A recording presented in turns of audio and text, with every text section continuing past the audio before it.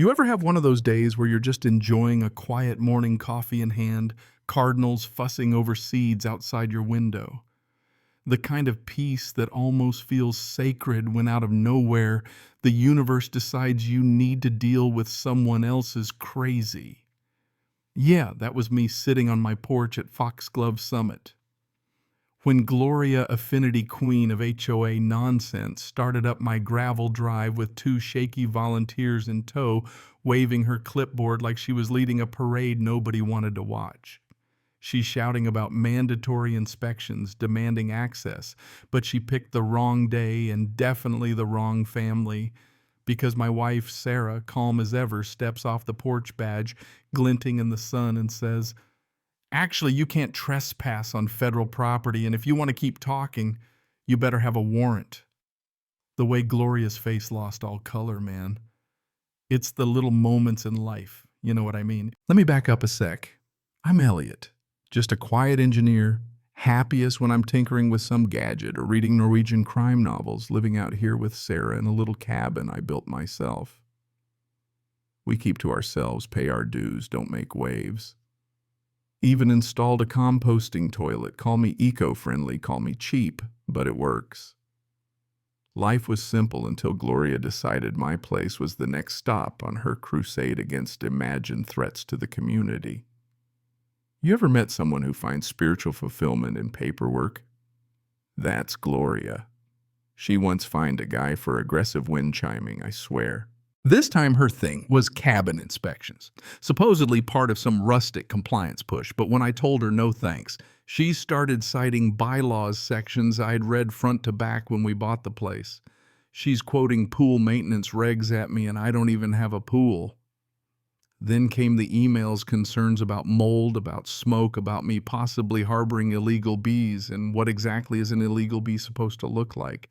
But what she didn't know was Sarah's not just the bread-baking, succulent-growing neighbor she appears to be. She's a U.S. Marshal, and she has a built-in allergy to fake authority. The first real shot across the bow came on a Tuesday. Gloria shows up waving a property assessment form that looked fresh off her home printer and tells me she's authorized under section whatever to do a structural assessment. I'm mid-coffee enjoying the peace, and she's standing there like she's going to cite me for sun glare. When I point out her guideline is about pool chlorine, she puffs up like I insulted her grandma, insists it's been updated, and stomps off. 2 days later, she's back with backup this time. Dennis, a volunteer who kept apologizing for everything, and a clipboard lady who looked like she'd rather be at the DMV. Their complaint: unusual sounds and possible illegal construction. I'm literally fixing a loose board on my porch. If home maintenance is now a code violation, I'm doomed. It escalates. Gloria starts snapping pictures, questioning the legality of my composting toilet, inspected and signed off by the county, thanks, and jotting down notes like she's building a federal case. She's also talking to my neighbors like Mrs. Patterson, who gets asked about strange smells, which honestly was probably just my grilled cheese burning that morning, and fire hazards, otherwise known as my actual fireplace. Then just when I think she can't get more out there, she shows up at night, flashlight peeking through my curtains, holding what might have been a TV remote, but she swears is a carbon monoxide detector. It's 9:30 at night. Emergency inspection, she says. Yeah, right. I read the meeting minutes. Gloria, no such thing. But here's the kicker. Next, she brings in her son Trevor, who's maybe 23, clearly would rather be anywhere else, but sets up a folding chair at the edge of my property, binoculars out monitoring compliance activities. When I ask what that means, he shrugs, mumbles something about excessive bird attraction. I put up one bird feeder, man. One. And then comes the day she shows up, clipboard in one hand, bolt cutters in the other. And this time there's a small army with her. Volunteers, a couple of new faces, like she's about to serve a search warrant. Only Sarah's waiting at the foot of the driveway, still in her marshal's work shirt, and asks, "Do you have a warrant, ma'am?" Gloria tries the whole, "I don't need one. This is my jurisdiction" routine. But Sarah just steps inside, grabs a folder she's had tucked away for weeks, and comes back out with the calm of someone who knows exactly how this is going to play out. See, Sarah had run Gloria's name through her system months ago, just curious why someone cared so much about composting toilets and firewood.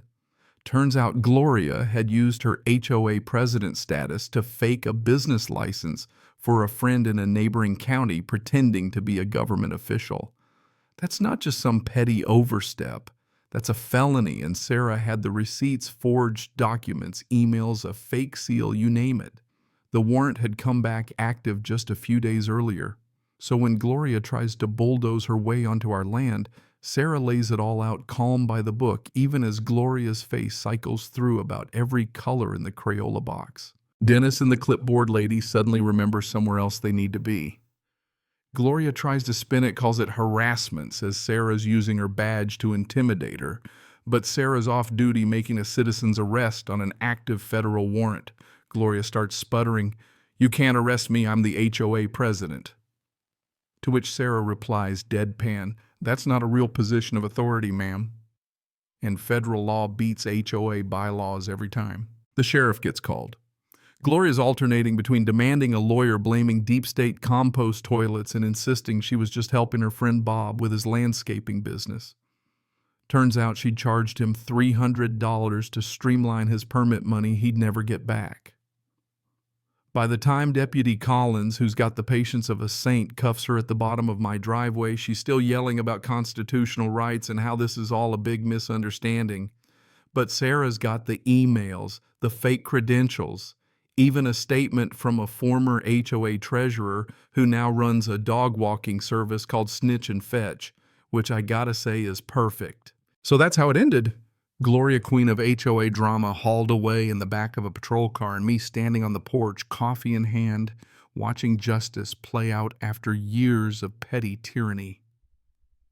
At the next HOA meeting, now streamed live because apparently everyone wanted a front row seat, I gave a 3-minute talk called Boundaries, Warrants, and Why You Leave Married Men's Cabins Alone. Sarah sat beside me, knitting a scarf that read BYOB equals Bring Your Own Badge. You could feel the tension break like a thunderstorm had finally passed. Gloria resigned, tears, drama, the whole bit. The new HOA president.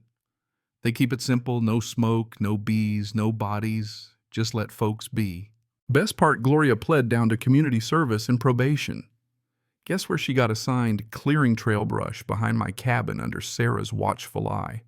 The woman who spent 3 years dying to inspect my composting toilet now picks up trash within spitting distance of it. Poetic right. First day.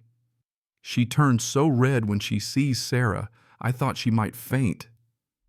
"This is humiliating," she mutters, and Sarah just gives her a polite wave, goes back to her knitting. So here's the thing.